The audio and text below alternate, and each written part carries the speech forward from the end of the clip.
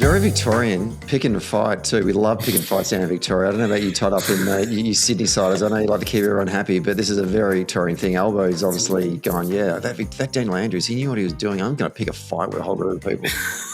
I don't know if that's some sort of New South Wales Victorian state bait that I'm meant to be taking or something. Todd's like, no comment. No comment. It's very New South Wales response. Yeah, if you say so.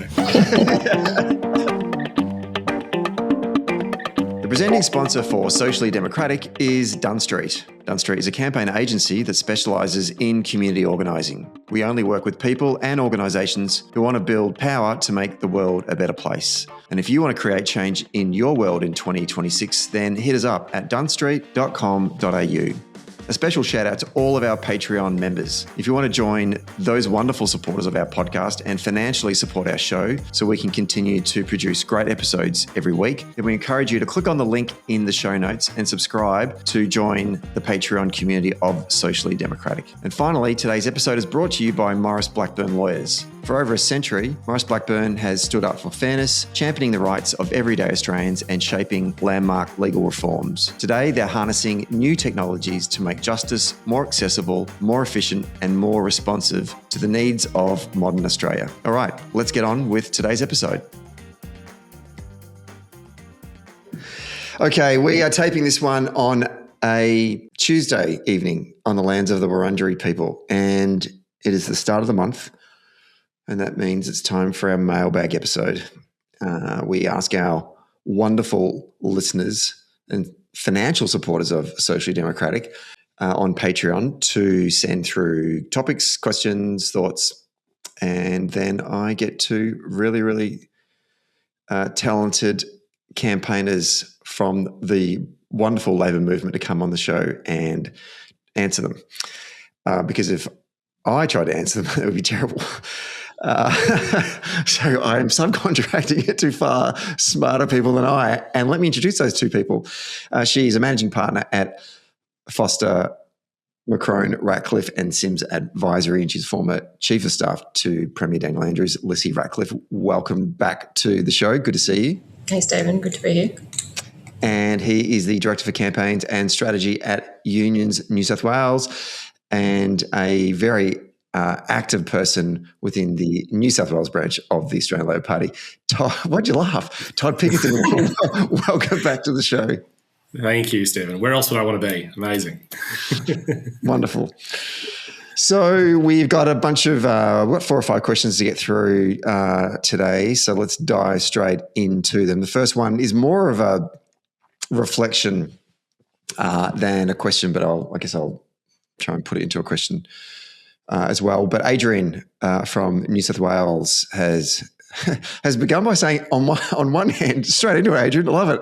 On one hand, you've got strong support for things like stronger workplace protections, affordable housing, cost of living relief. But on the other, we're still operating within policy frameworks that lean heavily on market solutions, wage restraint, and productivity narratives that don't always translate into better living standards. He says workers aren't just frustrated about pay, they're also questioning fairness, whether it's wage underpayments, insecure work, or growing expectations to do more with less as a sense that the system isn't working for them, which is something that John Armitage, when he was on the show a couple of weeks ago, really did talk a lot about. And Adrian says the recent sort of campaign narrative in terms of social media content coming out from the Labor Party and the Albanese government is outlining that the government's policy changes are a step in the right direction, building the narrative to show what Labor has done in government for all Australians. So I guess what Adrian's talking about is this sort of tension about Labor's delivering concrete wins on wages and industrial relations and cost of living, and these commercials or these social media content is trying to tell that story. But workers are also asking this bigger question about fairness and whether the underlying framework of productivity and market solutions are actually delivering the living standards that people expect. So I guess what I'm asking you, Todd, first of all, is the job now to bank these wins and communicate them better, or does Labor need a deeper narrative shift about what the economy is for and when it comes to voters and in particular workers? Yeah, thanks, Stephen. I guess this will be uncontroversial answer. The answer is probably doing both, right? So it's banking what we've got, communicating it better, but also the part of the communicating better is that sort of, I think, making up for what I sometimes see as a bit of like a rhetoric deficit between how the government communicates the really sizable, concrete things that it is doing to improve the lives of everyday people and meeting people in the moment of where they are. And like Adrian's hit the nail on the head with respect to how people are feeling right now. Like we're all talking about, like everyone in the political circles is like, it is, nothing's more in fashion or in vogue right now than talking about the sort of disaffected nature of working class voters, the sense that the system is rigged, that fairness has abandoned them. It's one of the reasons why we're seeing the sort of surge in support on One Nation on the right-hand side and the sort of right-wing populism. Interestingly, and there's a bit of debate about the degree to which there's a left-wing populism wave coming and whether a party is there to pick that up, because the Greens don't seem to be positioned or seem to have had very limited success in picking up that sense of it. But it's that disaffected nature, that sort of how people feel about the way that the system which they operate, the way they feel about the economy, and the way that the decision makers of the day, the politicians of the day, the way that they engage in policy making and the way they talk about engagement. There's a quote that I always do a terrible job of paraphrasing, which I think is Maya Angelou, but it's like, people will always forget what you said. They'll always forget the things you do, but they will always remember the things of how you made them feel. And that is such, I think, sort of core to the way the government, just this rhetoric deficit of, they have great things to show. They have really good announcement, but just this ability to communicate them in a way that speaks to how people feel right now. The only tip I'd give for those that are interested in seeing like, how can this be done right? I've been mass consuming like Ed Husick's social media of late. He's freely recently liberated from the front bench, and I know people have a chance to check out the sort of stuff that he's been putting out, but he's been sort of trying to communicate the government's wins, but also at times its shortcomings in a positive way and an authentic way with the Labor base. Like he's been doing a lot of campaigning lately around the gas export tax, and obviously there's recent reporting that we might not see that in the budget next week. But Ed's been sort of pushing the sort of it's a not now, not never. There's a way, and in a way that I would love to see more from members of the government and from the backbench agitating for policies, but doing it in a way that isn't like, it's not costing us any votes by having an open dialogue or open debate about the things that we'd want to see from the government. Like you can have that debate in a way that isn't attacking the primary or leaking or any of that sort of stuff that we've seen in the past when internal party disputes occur. Ed's been really clear about there's an ambitious policy agenda he'd like to see. He wants to connect it with everyday people, and he's doing it in a really respectful, easy way online. So I guess that's a roundabout way of me saying to Adrian, like, I totally agree. The government needs a better narrative or a better story to tell when it comes to these policies. And some of that is going to be about grappling with the fact that the old rhetoric about productivity and that the market always delivers and, public-private partnerships, all of that stuff, people don't have a sense or a lived experience that stuff has been working in the past. And so some new things are going to have to be tried. Lissie, interesting. I mean, I agree with a lot of Todd's reflections there. What's your perspective on this? Is it just a communication problem? Like, are the government doing enough? And if folks just knew what they were doing, then people would feel a lot more comfortable about their place in the world? Or is it something a bit more substantial and that people are feeling disconnected and that the government isn't doing enough and they're not listening to what they're going through? Like, how do you assess what's happening right now? So I don't think there's any government anywhere that I've seen right now who's able to make people feel good about how the world is right now. Like there's just too much change, there's too much uncertainty, there's too much chaos.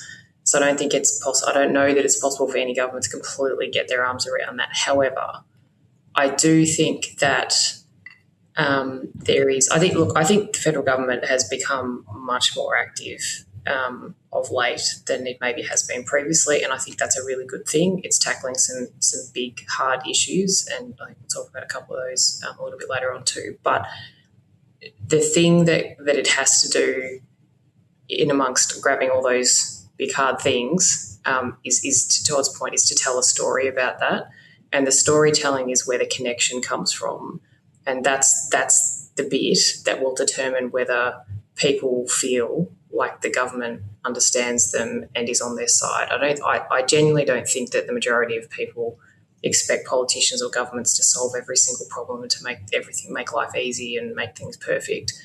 But I think there is that human connection bit, which can only be done through storytelling. There is no other way to make that emotional kind of resonance with people.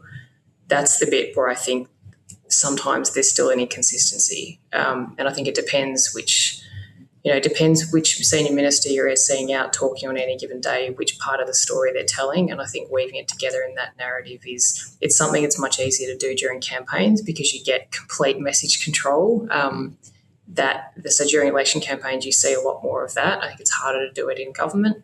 And I think the federal government's done a lot around cost of living. They're obviously dealing with the impacts of the war in Iran. And the kind of lot of supply shocks around fuel, and that's exacerbating cost of living. We're recording this a matter of hours after Reserve Bank's just jacked up interest rates again. Like, there's a lot going on, but I think I think more consistency in storytelling would be helpful to have more people feel like the government understands them. And two, I think all the things they're doing in this space are good. I think they are starting to push more into system change rather than system manage, which is more of where I think they've been maybe in their first term. But I think more system change is definitely going to be needed if they want to keep pace with how the electorate is feeling and how people are feeling in general. Todd, on that question of storytelling that Lissie just talked about, often these stories are best conveyed not by a politician in a power suit, but by actual workers. And with your unions New South Wales hat on, one of the things that I thought was very impactful in the 2023 New South Wales campaign, was it 23? It was 23. Yeah, it was. 23.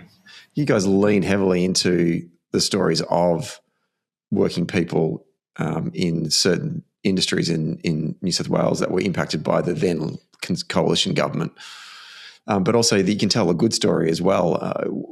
Is there a good connection from the political wing to the industrial wing, even in times of government, where we can say, look, we've together, hand in hand, we've tried to do a bunch of things that is actually going to impact your members and more broadly workers in those particular industries. But the payoff is as well as when we get up there and want to tell these stories, it would be better if it comes from workers and union members than it does come from the minister for whatever. Are we good at that, or can we be better? Well, I mean, how do you see us play that role? Oh, I think we can always be better in it, right? Like the skill set of communications can always be refined better. I don't think anyone there'd be few in the movement who would say they're giving themselves a 10 out of 10 all the time. But you've hit on the point of the medium is often the message, and medium's a sort of broad word for how you communicate the story, right? But hearing directly from healthcare workers about the benefits of the government's improvements on Medicare, right, is very, very impactful. Hearing personal stories, often in the case with MPs, where they have a personal connection to the resolution of the policy, talking about the things that they have heard firsthand from constituents or family members or loved ones, just adding that emotion and authenticity. And you do see glimmers of it all the time in the government. Like, there are some incredible storytellers, and the PM has often delved into this and done a really good job. Like you can recall moments from the last campaign and the one before. I mean, it was with the one before where he held up the dollar coin to illustrate the backing of the increase on the minimum wage. Like, these powerful moments that can really tell stories that people resonate. That's why I just go back to the thing. It's about how you make people feel. It's how we sort of dress up the story and we present it in the story that we tell. We can always do a better job. And the government, and I think Adrian's made this point in the question, right? Like, the government is moving towards that. And I give them full credit for the last year or so, or hell, even the last 6 months, has been very, very rocky for any political leader to try to chart a course or to hold the frame for a period of time. Like, every day we're waking up to some new development. What's happening right now in another part of the world, it's having impacts right across the economy everywhere. No government's going to be able to have complete message discipline, but you can see the government, I think, has got back on focus and is now starting to communicate it really much more effectively. I think they've lined up and framed the budget really well. What will be interesting is, to your point, Stephen, who are the voices that they're going to champion? What are the stories they're going to tell after the budget when they're selling the things they've made up their minds, rather than right now where they're just sort of laying the groundwork? I think maybe on the federal budget point, it's interesting, Todd. I agree. I think that the government's done a lot of. So there's something the federal government's historically very good at is front running policy agenda stuff through the media. They're very good at sort of testing the water on things, seeing, like throwing up a whole lot of balloons and seeing which way they sort of want to steer things. I do, maybe to your point earlier, I do wonder whether there couldn't be a bit more front running from an authorised sort of sense from the backbench, saying, we've seen some of this in Victoria recently where a whole bunch of MPs were campaigning on bus routes for the last few months. Funnily enough, those bus routes have all been funded today in the state budget. But things like that where you can help, give some of your backbenchers and others, just say, go out and, like the gas tax, for instance, like I agree with you. I feel like that's a not now, not never.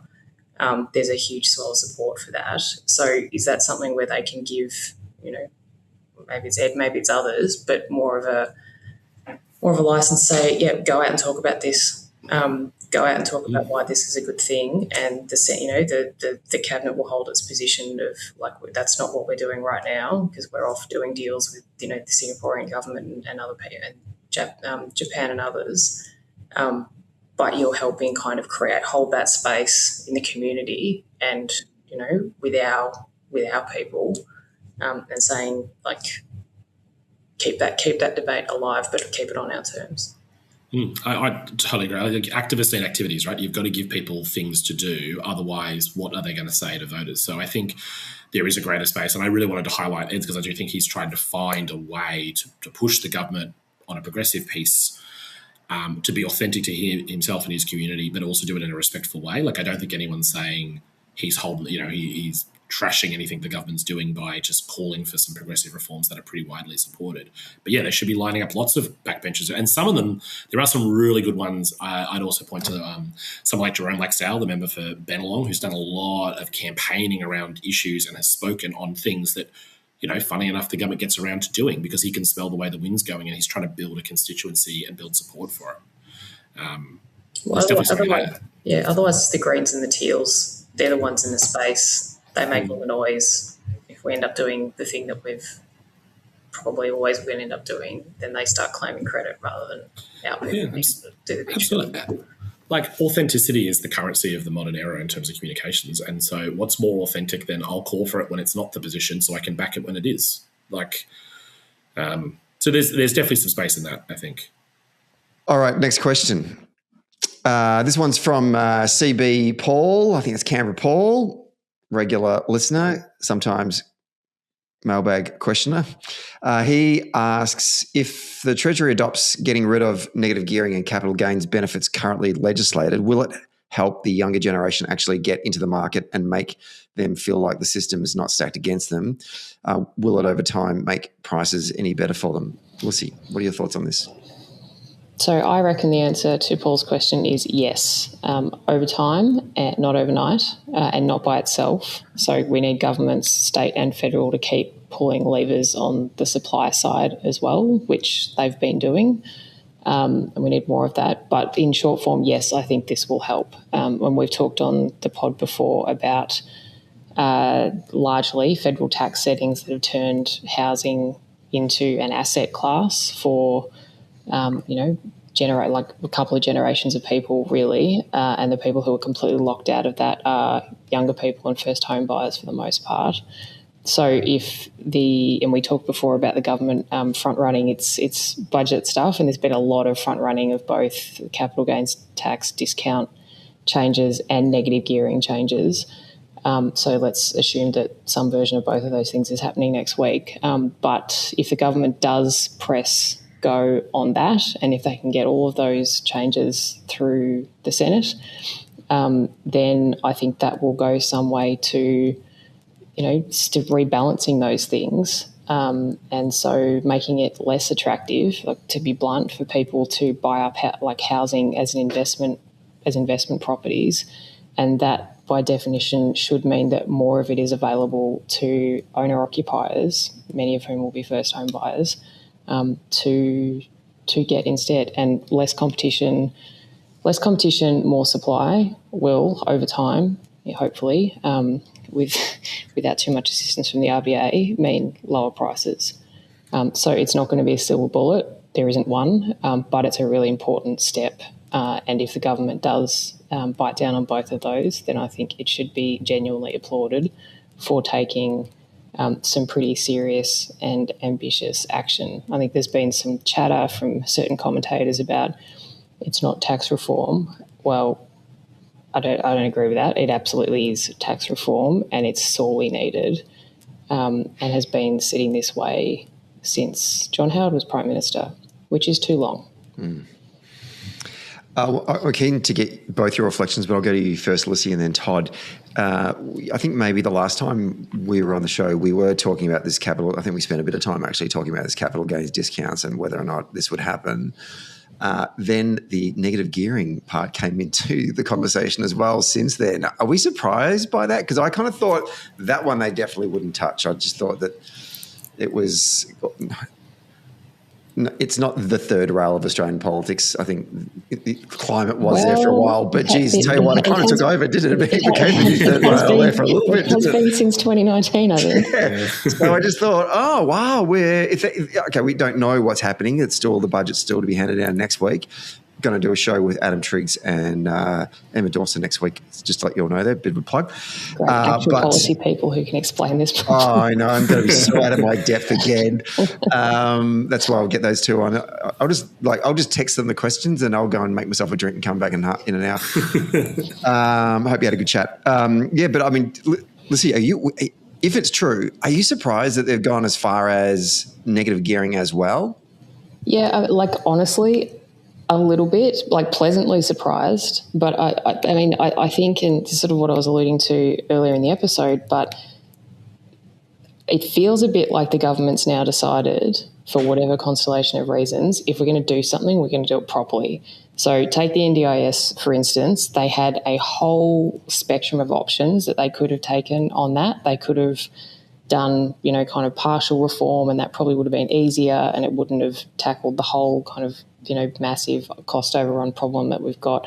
But instead, Mark Butler, obviously with backing of the Prime Minister and Treasurer and others, has kind of just grabbed the whole thing and said, no, we're doing this and we're doing it properly. And so it looks, again, the way they're front running it in public at the moment, looks like they're going to do housing tax reform. They're going to do it properly. So we're doing the whole thing. And I think it's interesting that, as you say, Stephen, it's been the third rail in Australian politics for, what is it now, going on 7 years. Sometimes policy ideas have their moment. And, 2019, when Bill Shorten was putting up a big agenda of lots of things, including, two things that sound pretty similar to what the government's contemplating for next week in the budget. And it was, I think we can probably assess it was too early for those ideas. There wasn't the social licence in the community for them at that time. Housing was expensive back then, but we didn't, everybody hadn't agreed, universally we're in a housing crisis. But everybody does now universally agree that we're in a housing crisis, and there is serious demand from everybody for genuine action to be taken to do something about that. And if Jim Chalmers and Anthony Albanese are going to say, we're up for that challenge, this is our time, and maybe the time for those two policy ideas, negative gearing and capital gains tax changes, maybe the time for those two things is 2026, and we're doing it.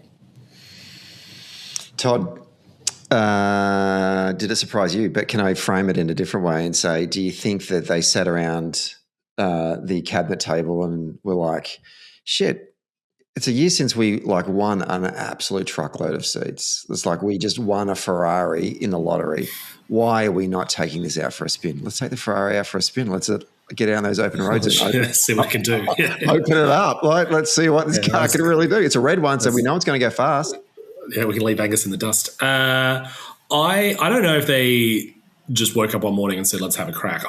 My sense, and not privy to any of the conversations internally about how this comes about, but my sense is that particularly the Prime Minister and particularly the Treasurer have a sort of deep strategic think about how they're going to pursue big changes, and full marks for the ability that they have slowly softened the ground on this. If it happens next Tuesday, it will not be a surprise to anyone, but it'll still be a great delight to many. Like, they have found a way to really, the scare campaign has not run in the last couple of weeks. There has not been some building momentum against it because they know that the time is now. They know that there's the ever-growing cohort of voters, and particularly young people, who see this as a fundamental test about a government that will stand up for them. This goes exactly to the previous question, right, about the narrative that this government wants to tell about the economy and then whose corner they are in.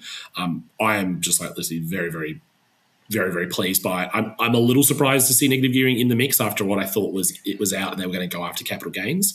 But, from an economic perspective, you've got to remember just how important the interaction of those two pieces of tax are with each other. Like, one of the reasons that negative gearing works in such a sort of in a way to drive up prices is because capital gains allows them not to be taxed on it. Like, the interaction of the two terms, there's a lot of analysis about the changes that Howard made to capital gains tax and what turbocharged the sort of inequality efforts that were already in place with negative gearing. So I think from an economic perspective, the government's absolutely landed it. I think the full marks for telegraphing this in such a big way that, and also I think credit for them landing this all while the three conservative far-right parties that we have on the other side are all busy killing each other, and Farrer are too busy to be paying any attention to what's coming in the budget next week. Yeah, I don't want to, let's not get ahead of ourselves. It may not happen, but if it does happen, though, you can just imagine a couple of things that will fall out of this. The reaction by our base will be incredibly, overwhelmingly popular. And then they will tell so many other people, and it will bleed into the wider society, in which then just regular punters that aren't paying attention to politics will go, oh, shit, this is actually pretty good. Good to see a government actually listening to us and creating some changes, particularly amongst that younger cohort of voters. But it will also tick the other box that we like in political campaign communication.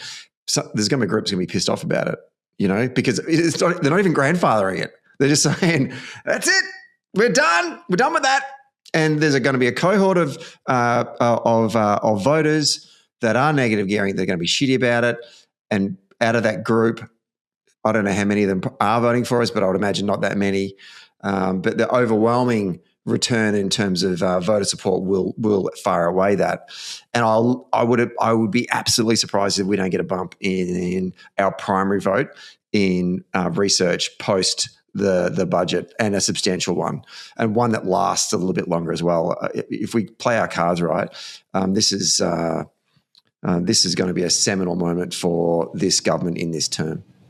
Well, and partly because they agree a little bit, partly it's a conviction thing, right? It's as you say, they're picking a fight, and so there is communications value and political value in conflict, but that is maximised if you've picked something and said, we stand here, we make this choice. And in this case, if these changes are what's in the budget next week, then everyone in the Australian Labor Party will be able to, look at everybody in this country, under the age of, pick your number, 40, 35, 30, whatever, and say, we choose you. We have made a decision to choose you. And, back when we started the conversation on this episode, what are people looking for? It's the feeling, and the feeling that if Labor is choosing them, then that makes it easier for them in turn to choose Labor. And I think the government will do itself a great service next week if it's got this kind of agenda to offer people, because it's also saying we are not afraid. We've got a mandate. We've got an agenda. We know where we want to take the country, and this is what it looks like. Come with us. Very Victorian, picking a fight too. We love picking fights down in Victoria. I don't know about you, Todd, up in you Sydney siders. I know you like to keep everyone happy, but this is a very Victorian thing. Albo's obviously going, that Daniel Andrews, he knew what he was doing. I'm going to pick a fight with a whole group of people. I don't know if that's some sort of New South Wales Victorian state bait that I'm meant to be taking or something. Sounds like no comment. No comment. It's very New South Wales response. Yeah, if you say so. That would be a Victorian. That would be a very Victorian thing to say. Yeah. Absolutely, it is a very Victorian thing to say. Absolutely, trying to pick a fight with you. Yeah, you can do it all you like. It has completely run over. The feds have completely run over the opposition lately. They are just nowhere.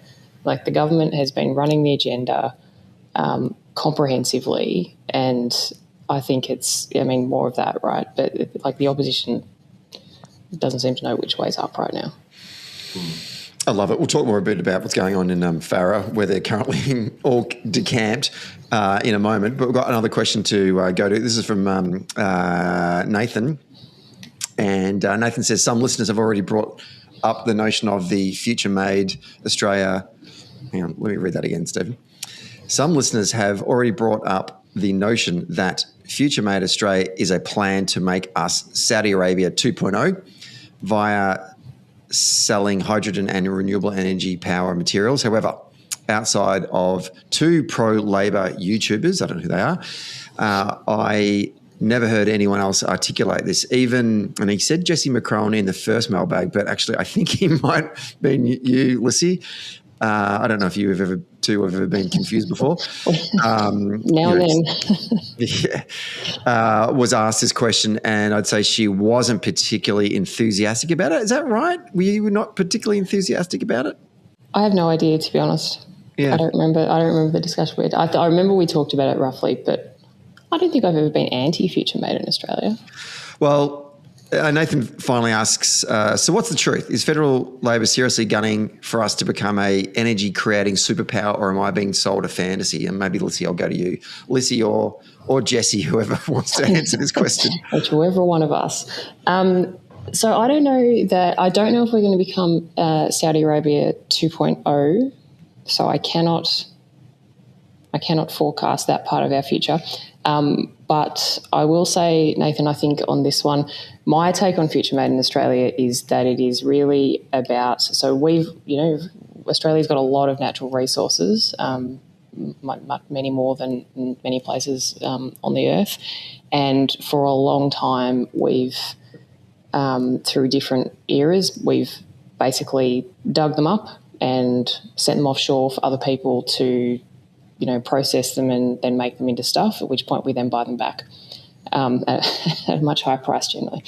I think the attempt for Future Made in Australia is really to bring more parts of that supply chain and get them moving in Australia, and therefore create jobs here so that we can process more things here, but also keep more of the value here.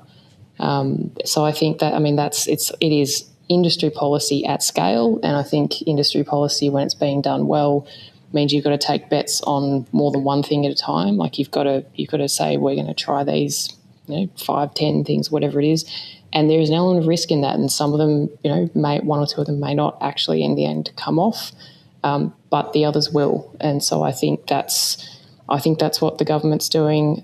Is green hydrogen specifically the answer? We'll see.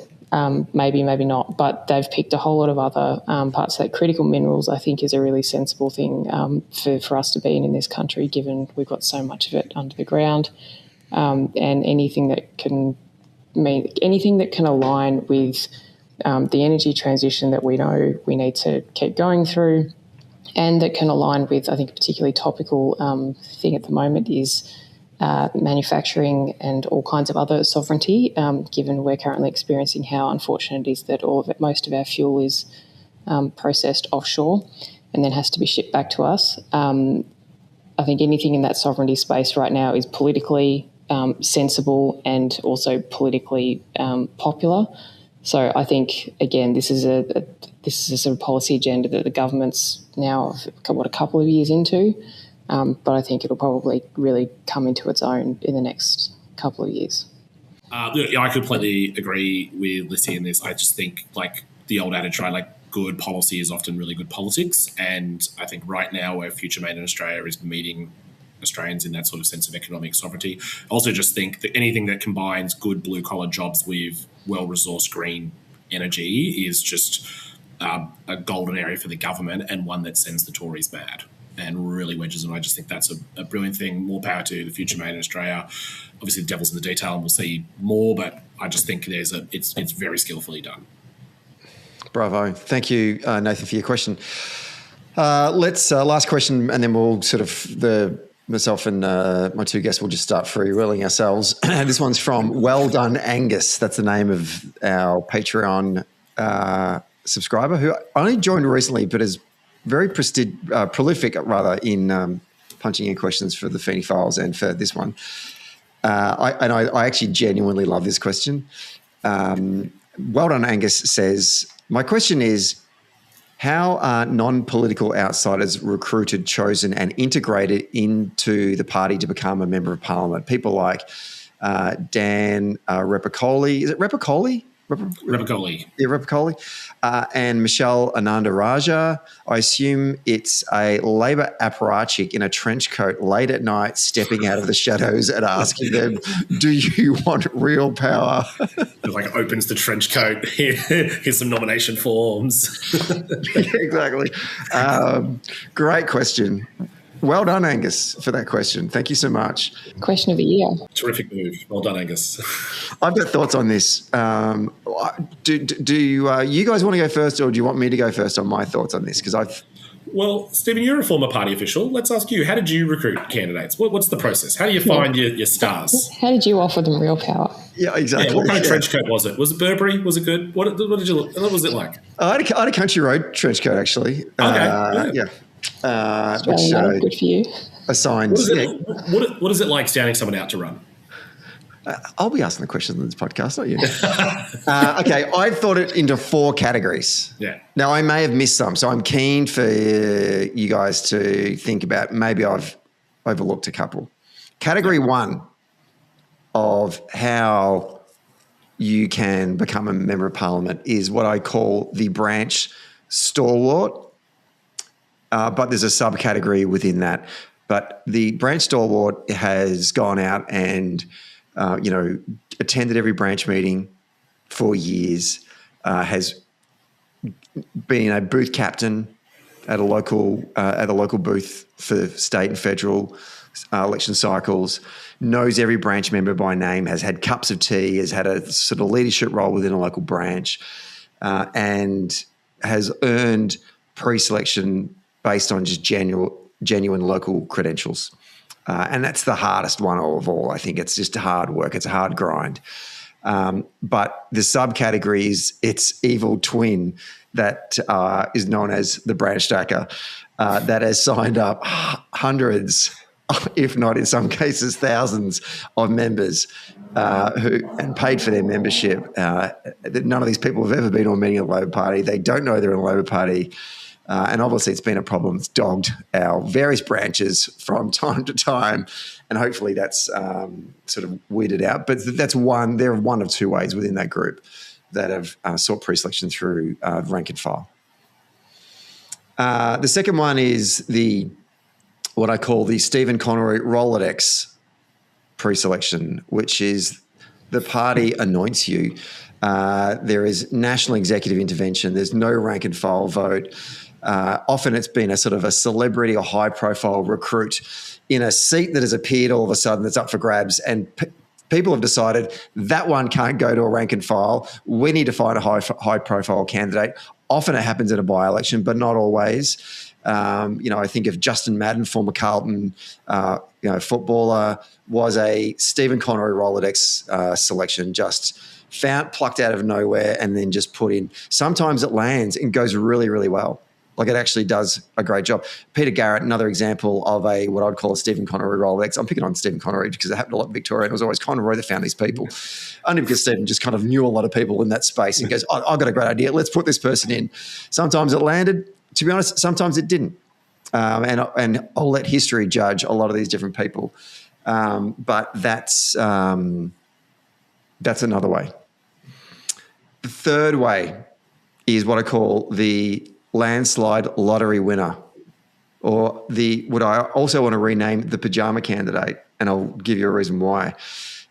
You've been pre-selected in an unwinnable seat that you never expected ever to pay off, but it was kind of like folks said, you just got to get in it. We just need to run a Labor candidate in insert traditional Liberal blue ribbon seat.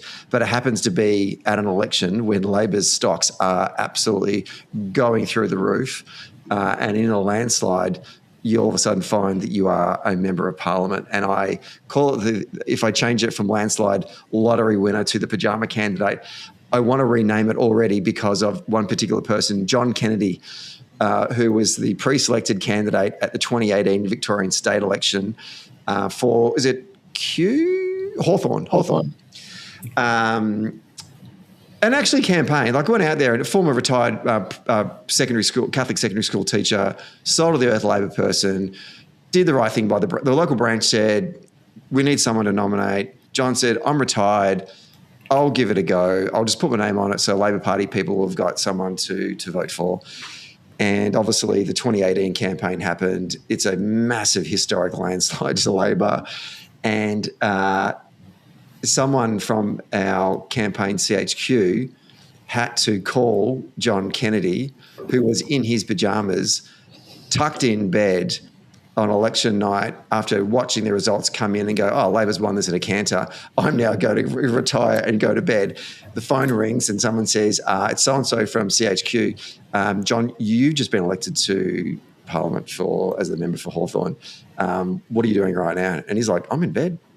But I'm done for the night. And he's like, well, we kind of need you to get out of your pajamas and, get ready to do some media. So there's the landslide lottery winner, AKA the pajama candidate. The last one is what I call the witness protection program candidate. So either a union secretary that the union wants gone gets relocated normally into a safe upper house seat. So the union's problem is solved by getting rid of a dud union secretary that's probably driven their membership into the ground. And the Labor caucus inherits someone that wasn't good enough to lead the union, but apparently is good enough to legislate. And so that's the other candidate. So between the four of them, that's kind of, I think, how most people find themselves in Parliament. Now, that may be a little bit controversial, but I'm not running for Parliament, so it doesn't really matter. I don't need to get those votes. But thoughts, reflections? Does anyone want to touch this with a barge pole, or are you like, Stephen, I can't believe you just said that on a podcast? Well, Stephen, I'm not unconvinced that you are well done, Angus, based off how well prepared your response to this question is. Are you planning your own? Can the real well done, Angus come forward? My only reflection would be you've missed this, the people who do work in the party for a long time, who are union officials or campaigners who go and contest a pre-selection. And sometimes it's not just your category one, but it's someone who's both done the hard yards in the constituency of election, but also has worked within the sort of the movement or sort of the institutional power. The only other point is your pajama candidates. I know there's a lot of people sort of decry those candidates who kind of accidentally end up in Parliament, but I've yet to hear of one that actually wasn't also one of the hardest working candidates you've ever heard. Often it's that person who goes, I'll put my hand up, I know it's unwinnable. As far as I know, it's unwinnable, but I'm still going to put in a showing because it's what the party deserves. So I'm going to go door knock every single home. And those people ride the wave because they're there and they've got the board in the water already. I rarely do you hear about an accidental candidate who also is oh yeah, I was on holiday on the day or something. They're usually really hardworking people, and they sometimes you can get you never know you're lucky in the big city, and they can get lucky again. And then they have to work out how to quit their job or shut down their small business because they now have to go oh no, what have I done? But, they just go and hustle those 3 or 4 years door knocking, talking to constituents. Yeah. Lissie, anything to add, or do we cover all bases there? Yeah, I think there's probably category 5 and 6 that Todd sort of just alluded to, but I think I'm sure there's a left version of Stephen Connor Rolodex as well. I know you didn't nominate that one. Without a doubt. Oh yeah, that was certainly not to imply that it was just a domain of the right. That was Stephen's just representing everyone in the party broadly across our groups. I'm sure he's happy. He's happy to speak for everybody. Oh yeah, absolutely. Sounds like the complaint is he knows a lot of people, which seems like the sort of thing we'd want, right? Yeah.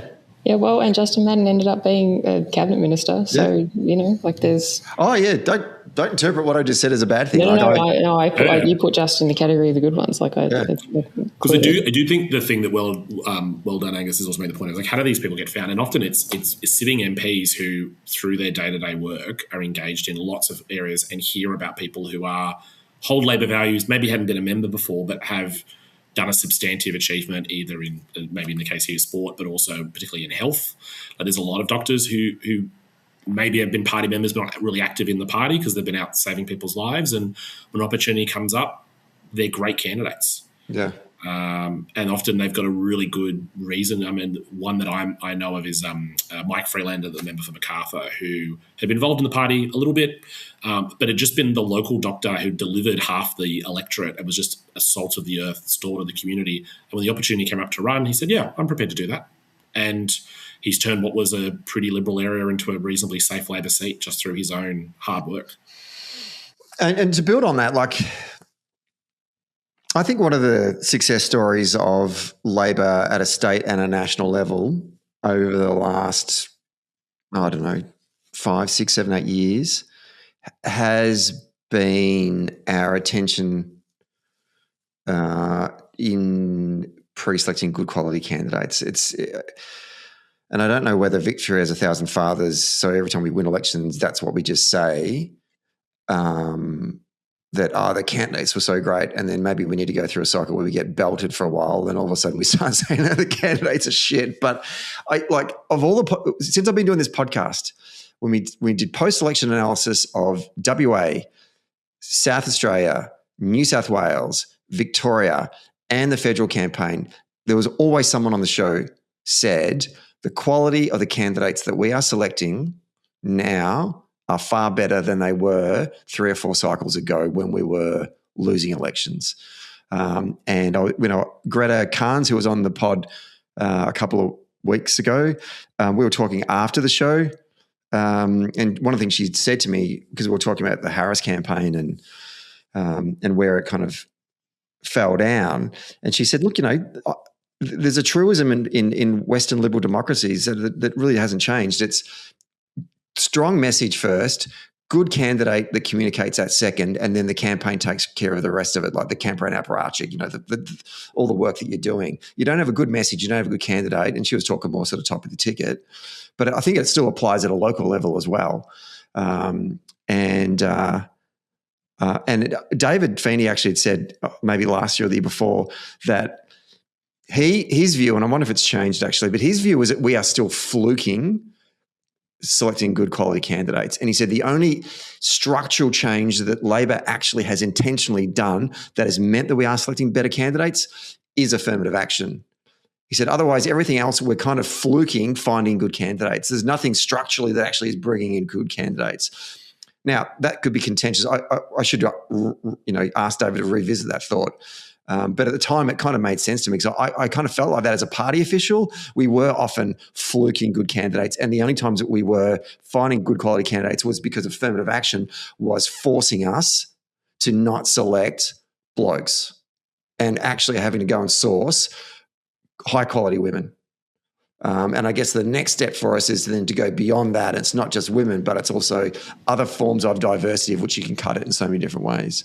And how do we structurally build that into the way the way the party operates is probably a big challenge for it. The next mountain we need to climb, essentially.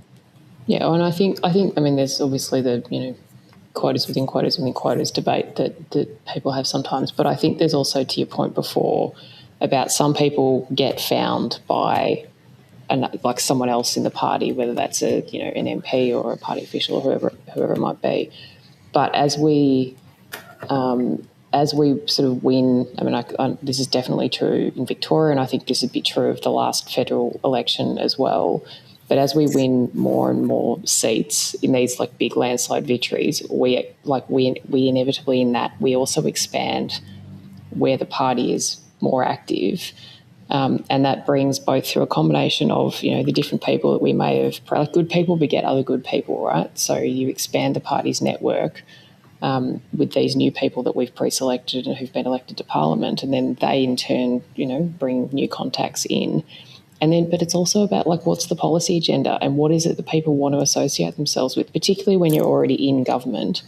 So I think if you're seeking to, take government from opposition, it's a bit of a different thing. Like sometimes you're going to get people joining for maybe different sorts of reasons.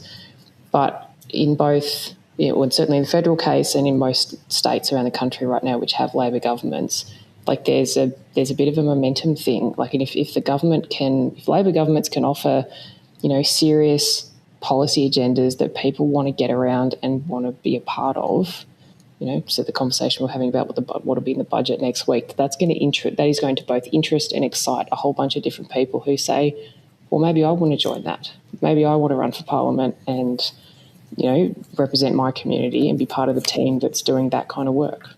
Like I think momentum's a real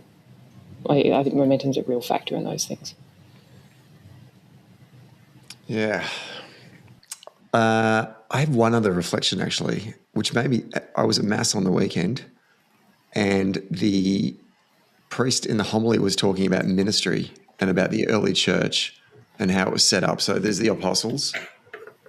Jesus has died and gone to heaven. And the apostles are working out, how do we spread this church? How do we spread this, the teachings of Christ? And they were like, do we just go out and tell them what we want to do, or do we actually recruit people to serve in a ministry to serve the challenges that the community are facing right now? And so there was a decision about, are we only going to have Jews to be a part of our ministry, or are we going to extend it? And they were saying, no, there are challenges amongst people who speak Greek, people who speak Hebrew, all these kind of things. And so they said we need to diversify who was going to serve in the ministry, because it's those that will serve that ministry or that will then administer to the community that are facing these problems. So I'm wondering then, in leadership, are we selecting people based on what we want them to do, or are we selecting people to go minister to the community to serve the problems that they are facing? Because in organising, when we find leadership teams, we don't write down Todd's a leader, Lissie's a leader, Stephen's a leader. We write down what are the roles that are needed right now, what is the responsibility of those roles, and who would be best served to fill that role. And then people self-select. And I'm wondering, in terms of selecting leadership for folks that go into our party, should we start to look at what are the problems that our constituencies are facing right now? So therefore, what is needed in this moment? And then who are the kind of candidates that could go and fulfill that quote unquote ministry? I don't know, Todd, what are your thoughts on that? I think that's a pretty accurate description of the process by which candidates are selection. I've talked to pre-selecting members of branches and stuff, and front of their mind is who is going to do a good job of representing this community, like who can speak to the problems of this community, who can, it's not it's not always just I know this person and they've been my friend, we've had lots of cups of tea, so I'm going to vote for them. I mean, sometimes there is a bit of that, but I've met lots of pre-electors over the years when I've helped out with ballot or,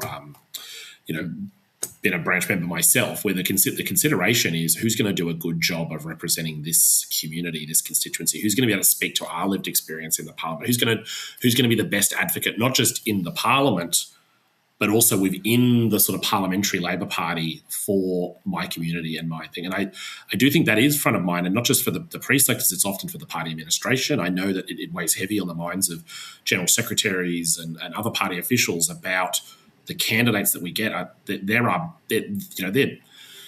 Sometimes they're 50% of the challenge in terms of us winning the seat, is the faith we're going to place in this person being a hard worker, a good communicator with a story that we can tell people. I think that is a really good description, Stephen, about how sometimes that thinking is, because I think people from the outside just assume that it's a bit like, from central casting, like there's a big long list of people and we just sort of pluck out people who've been waiting, when sometimes it is very strategic. Well done, Angus. Good question. Okay, before we wrap up, a couple of things I want to do. I actually want to get some reflections. We're in a bit of a wedge right now between the Nepean by-election that happened on the weekend in sort of the southern part of metropolitan Melbourne, on the bottom of the Melbourne Mornington Peninsula. And this Saturday is a very similar kind of contest that is happening in the federal electorate of Farrer, which is in southern New South Wales. It's quite a long electorate that runs along the Murray River, basically going from the city of Albury all the way up through Deniliquin, but also takes in Broken Hill from memory as well. So it's a huge electorate. Wow. Similarities between the two races: one, Labor's not contesting in either. Two, the opposition Liberal candidates in both state Victoria and federal parliaments are in a knife fight with One Nation and a strong independent. And I just want to get a sense from Lissie about what you took away from the results on the weekend in Victoria, and to Todd, what is happening in New South Wales with this Farrer by-election, and what are your thoughts and reflections on that? They can be. You have the right to do as many hot takes as you like, and you will not be judged whatsoever on your thoughts. And so, to you, Lissie, first of all, what did you take away from obviously the Tories? One, I've got the results in front of me. You've got the results in front of you as well. I'll let you do a bit of a post-election analysis. Yeah, look, well, so the Liberal candidate won, and, this has all been sort of set up as some sort of, existential threshold test for Jess Wilson as Liberal Party leader in Victoria, which if she couldn't pass this, how could she possibly, properly contest the state election, which is probably overblowing it slightly, but because by-elections aren't, as we know, determinative of general elections. However, the Liberal candidate came first but still copped the 10% swing off their primary, noting as you say, Stephen, no Labor candidate. One Nation came second. It came in just shy of 25%, and there was a community independent who's come third, and then there were a bunch of sort of also-rans after that, including the Greens. I think my take out of this is the first Victorian data point that we've had to really test whether the One Nation vote is real here, and it definitely, absolutely is. Like, we've seen that in South Australia at their state election, but this is, that further proof, and I'm sure we'll see something at least similar in Farrer on the weekend.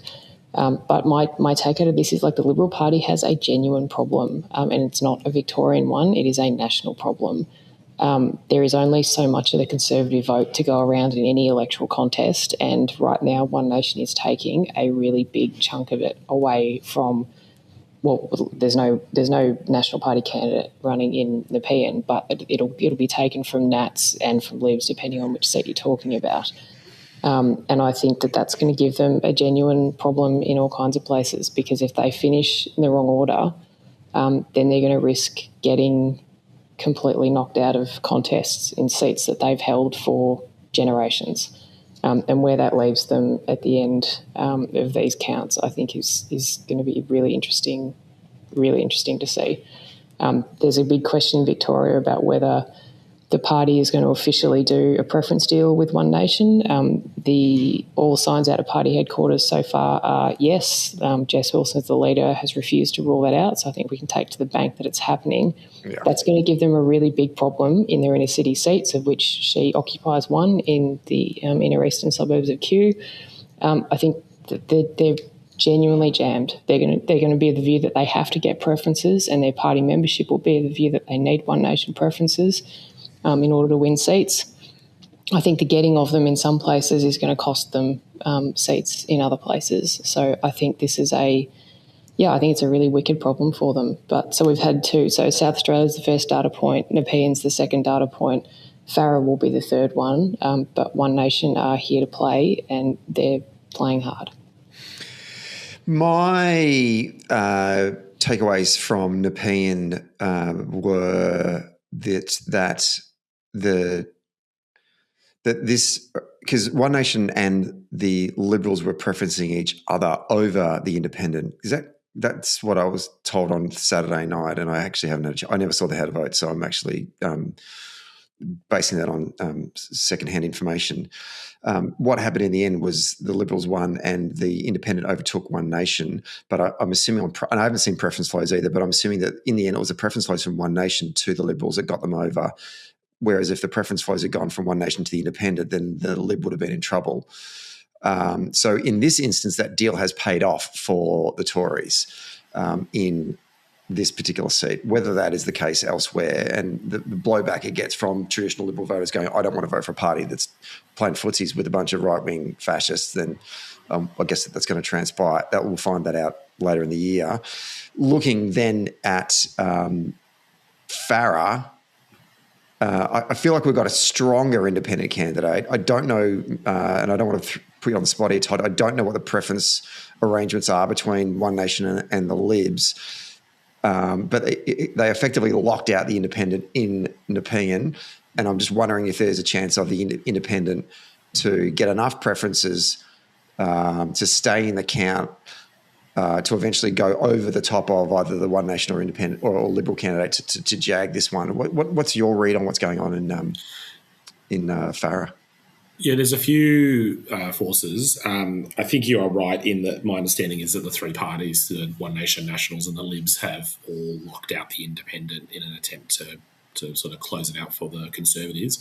There's a bit of reporting about some, 5-degree chess going on in all of these people's headquarters that, it's better to have a Conservative Party elected that's in the sort of like the mainstream of that than have an rural independent elected who can bed down a victory and sort of be entrenched. I mean, you look at it, it's very interesting because you've got this great tension between the three parties, right, where they're all fighting to be the mainstream voice for the Conservative vote. One Nation, the Libs and the Nationals. And this is a seat that is perfectly suited for any one of them to win. Like it is, Farrer, as you said, it's very, very rural. It spreads a lot of distance. It's got some big towns and some big centres like Albury and places like around Broken Hill. Like it's got these constituencies that could be voting Liberal. It was held by the Liberal leader not too long ago. So there's a tension there about them all trying to kill each other and win. But at the same time, they all have to preference each other because attacking the other one or preferencing a progressive independent would be suicide with respect to their primary vote with their Conservative base. And so it's really interesting watching them all tussle. Like watching the Nationals attack ad on One Nation was definitely not on my bingo card for like 2026, but that is where we are now, watching Canavan going, Barnaby going, Angus, and all and around it goes. It's also got all the other hallmarks of a classic One Nation piece. There's a lot of questions about the One Nation candidate and their background. It seems like one of the biggest complaints that One Nation voters seem to have is that he might have at one point thought he should have joined the Labor Party or joined the National Party. It's a really fascinating, and to Lissie's point, like it is just the next big data point we're all watching. The only other thing I'd say reflection-wise is sort of out of nowhere, GetUp has kind of arrived in the middle of the by-election, and heaps of people paying attention to this, but they've been running some really interesting ads, some really good advertising and messaging around One Nation. They've managed to raise a fair bit of money. They even had Barnaby Joyce go them on live, which apparently did wonders for their fundraising count as well. So I think that's been really interesting, watching the kind of the resurgence of sort of GetUp as a sort of really active force in holding back sort of right-wing politics and right-wing sort of being an obstacle to sort of the progressive reforms we'd like to see out of Labor governments. I think one of the other things that will be interesting about Farrer is the One Nation candidate there has had some controversy around some of the characters he's been associating with, I think, which we don't need to go through all the details of now, but I think it's going to be an interesting test to see whether voters in Farrer decide that they care about that, because I think one of the things that we've seen in populist-driven kind of candidates and contests in the UK and the US is that character tests like that just aren't having the same impact that they traditionally would have in politics for the major parties. So whether that's Donald Trump at one extreme or some of the pretty unpleasant candidates that have been pre-selected for both Reform in the UK and also the Green Party in the UK as well, so on opposite ends of that populist far-right, far-left spectrum. But, people seem to be sort of just shrugging off what would have, traditionally seen people being deselected from a major party. So it'll be interesting to see whether that has any impact on Saturday, because I think one of the big open questions about One Nation in Australia coming up to the Victorian election and then, presumably the next federal election and others in between, will be can it operate at scale as a big party with all of the things that come with that, which is you've got to pre-select. To our point before about candidates, can you get good candidates? Can you vet them? Can you hang on to them all? Can you put the kind of infrastructure around, all of them that you need to run big campaigns across, all or most seats in any given election campaign? And we don't really know the answer to that yet because we've only had South Australia so far at scale. But I think it'll be interesting to see whether people in Farrer decide they care about any of these character issues.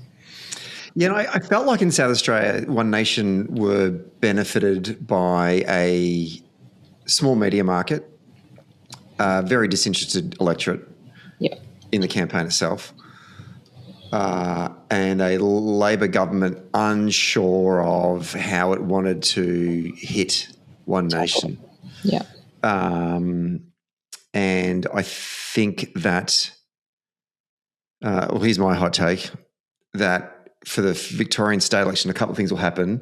They are going to run candidates everywhere. Our dirt unit, or whatever Jesse calls it, this has got a much better name than dirt unit, will actually do it. Empowerment unit. Thank you. Policy Empowerment Unit.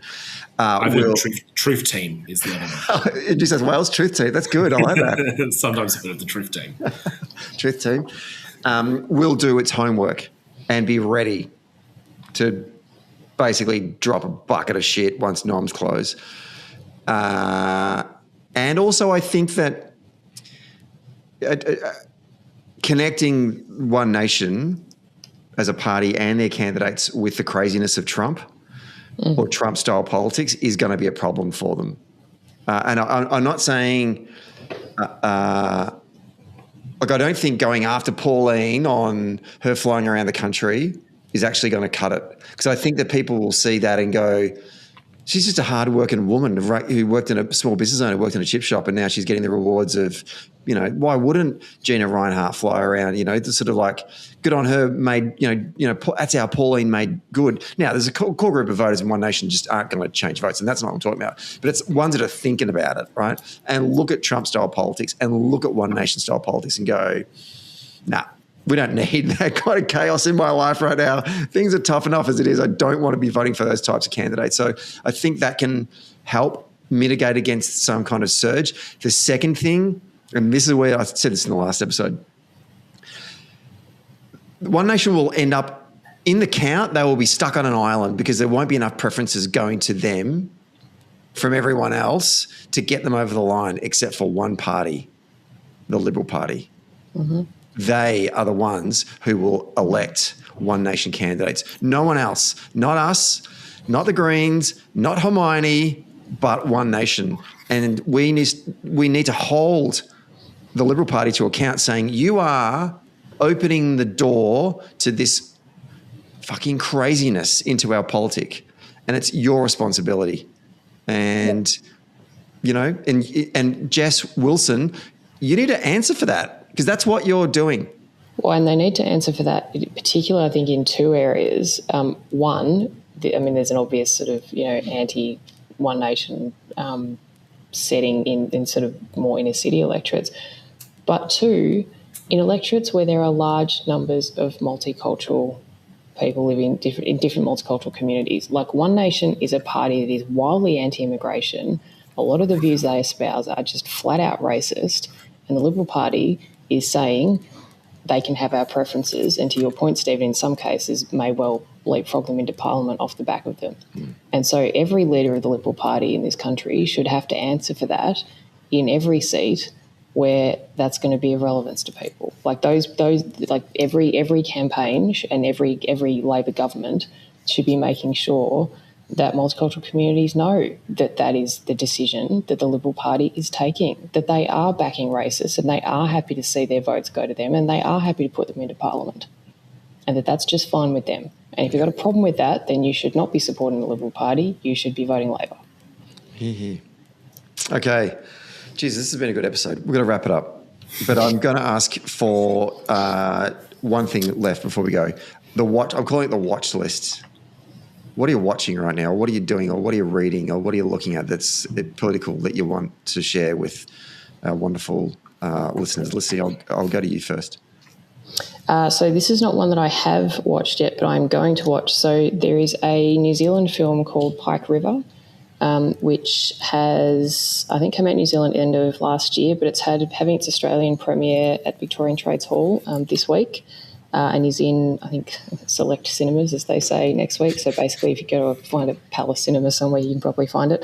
But it's about a mine that collapsed in the South Island of New Zealand in 2010. And there was subsequently there was a Royal Commission and a whole lot of other inquiries afterwards. But the film is about, as I understand it, having not yet seen it, but the film is about largely the families of the miners who died and their fight to get justice and answers about what happened. The trailer looks great. It's one of those stories, I think, that probably doesn't have necessarily a lot of familiarity over on this side of the ocean. But yeah, I think it's a well-known story in New Zealand. So yeah, we can support our comrades across the sea. But yeah, I encourage everybody to go and have a look at that one. We'll put the link to the, the preview in the show notes. Trailer. In the trailer, thank you. Yeah, sure. Todd Lee, what do you got? I'm going to commit a great faux pas being a guest on a podcast by naming another podcast, if Shame. that's okay. I know, shame. I'm a big, it should be surprised, no one, big Rest is History podcast fan. They have just finished a 5-part series on the politics of 1970s Britain. And the first one is like the rise of Thatcher. It goes through the 1975 referendum for the common market. There's some incredible voice impersonations that they do, ranging from Thatcher through to David Bowie. I think they're doing the Sex Pistols are in the next episode. Like, it's a really interesting piece. But I think the two things I think are really interesting for listeners is, one, they really touch on the political strategy that Thatcher developed about the narrative and the storytelling that she was trying to develop both through her candidacy for the leadership and in the election. And I think, like many people, many unionists, many Labor Party people, I'm not the biggest fan of Thatcher by any record, but you got to, game respects game. Like, she was a very talented political operator and had a really clear sense of what she wanted to achieve and the methods to do it. The economy as the method was her whole mantra. I think it's a really fascinating one. I also think it's a really good reflection on, I think we are coming to the end of the last 40 years of where sort of like neoliberalism has been kind of the dominant economic story that we have told. And that regime, that paradigm has its origins in sort of 70s, 80s politics. They always said that one of Thatcher's greatest achievement was Tony Blair's New Labour, right, about grabbing hold of that rhetoric. So I just think it's a really interesting time to go back and look at the beginning of the last epoch, because I think we're about to go into another one now in terms of the way storytelling is going to be told about the economy. So I just think it's great stuff. You should check it out. And then you should come back and listen to more Socially Democratic as well. Redemption. Good job, Todd. Yeah. And when they do a culture share, I'm sure they're referencing the mailbag as well. I'm sure they are. Tom Holland's all about it. If you start doing, impersonations like Tom Holland, I think our audience can only go up. Mate, his Thatcher is so good. It's just brilliant. I'll have to check it out. Yeah, some of his are amazing, and some of them you're like, I don't know if I would have tackled that one. Well, brave. Interesting you ask, Lissie, because my watch list is not something you necessarily should put on your list, but if you are a fan of Saturday Night Live, of which I am, I've seen a lot of people do Tucker Carlson impersonations on the internet, and most of them are average. But there is a rookie cast member this year by the name of Jeremy Culhane, who went on the weekend update as Tucker Carlson. And it's one of those things that maybe it's my own addictive personality, but I cannot stop watching it. It is so funny. And I've watched it so many times. Like, when it first came out, I think I watched it about 400 times. And it started to actually burn into my vocab. Like, I found myself in meetings going, that's the rule now. That's the goal. Well, what are we doing? What's going on? Anyway, very, very funny. Very, very good Tucker Carlson impersonation, which is not easy. I think impersonation, it's a skill, right? It's not easy to do, but I just thought he really kind of nailed it. And the cackle that Tucker Carlson has. Anyway, very funny. Very, very funny. If you're having a shit day, just go watch it. If you don't laugh at that, then you're in a bad place, because it's very funny. All right, we're done. That's a great episode. I'm very pleased with today. Covered a lot of topics. Thank you to our Patreon listeners, subscribers, for giving us your questions. Wonderful again. Thank you to Todd and for Lissie for your great contributions today. And we are back next week with our budget recap with Adam Triggs from Mandala and Emma Dawson from the Chifley Institute. After that, I have no idea who our next guest is, but I do know, because it's going to be the UK elections and we're getting John McTiernan back on. And I think David Feeney might be coming on as well there might be a bit of mano a mano debate about how to deal with what we assume is going to be a terrible election for the Labor Party, Scottish parliamentary elections, Welsh Assembly, and local council in the UK. So, they're the shows coming up. Thank you, Todd. Thank you. It's great to be here. Thank you, Lissie. Thanks, Stephen. And thank you, everyone else. See you next week. What are we doing? What's going on? Hamnet, a movie about a boy who shows interest in theater, dies. I actually really like that part. Hey, Social Democrats. Thanks for listening. Today's episode was hosted by myself, Stephen Donnelly, and produced by Grace Eyre. If you like the show, please rate us and review us wherever you get your podcasts. And if you really like the show, then join our Patreon community for early and ad-free access to each episode. We regularly take questions and comments from our Patreon members, so get in there if you want to have your say. And finally, get all the latest updates and bonus content by following Socially Democratic on our social media channels. The links are in our show notes. See you next Friday.